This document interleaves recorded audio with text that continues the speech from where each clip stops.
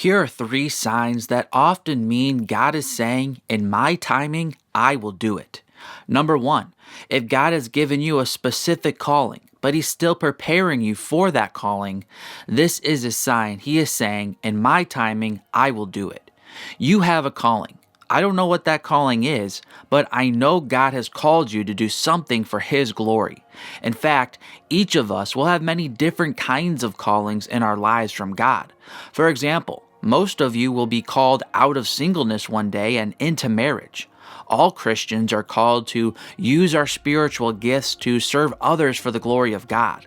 And sometimes God puts us in one position for a time, but then calls us to fulfill a different position at a later point in our lives. My point is, there will be different callings on each of our lives, and through different seasons, those callings may change as the Lord calls us to something new. But it's clear that God certainly does have a calling for us all that He will accomplish in His timing.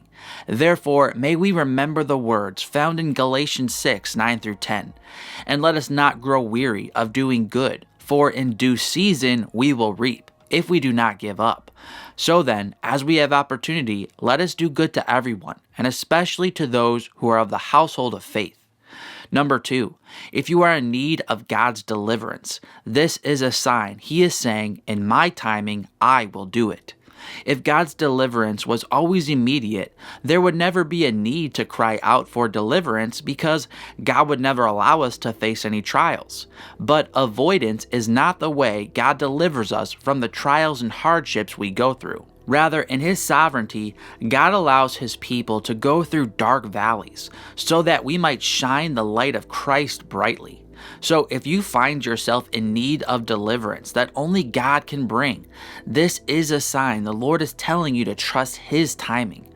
As 1 Peter 5, 6 through 10 states, humble yourselves therefore under the mighty hand of God, so that at the proper time He may exalt you, casting all your anxieties on Him, because He cares for you.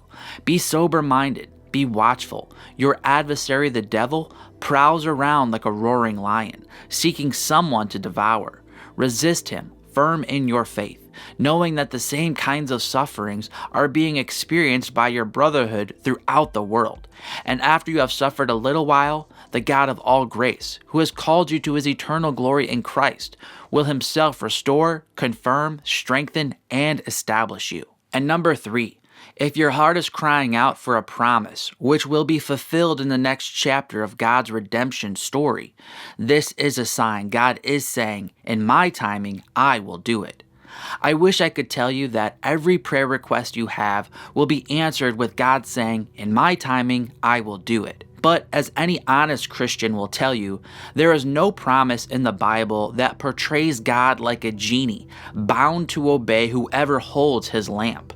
No, God is sovereign, and in His providence, He brings about His will in the ways that He wants. Sometimes our desires align with God's will. Sometimes your longing for a spouse will be answered sooner than you thought it would. Sometimes it will be answered much later than you had hoped.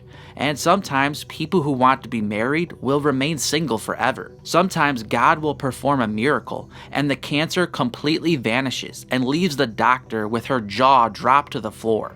Sometimes God will work through a long season of chemotherapy and eventually you will be cancer-free. At other times, the cancer continues to ravish our bodies, and we have to leave this world faster than we had planned. But may I remind you of God's bigger promise that goes beyond each of our individual stories. Our individual lives matter immensely to God, but ultimately, each of our stories do not end with us.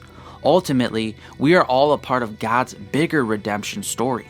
Ultimately, every longing we have for something good we do not yet possess is really just an echo of our deeper longing for a perfect connection with God.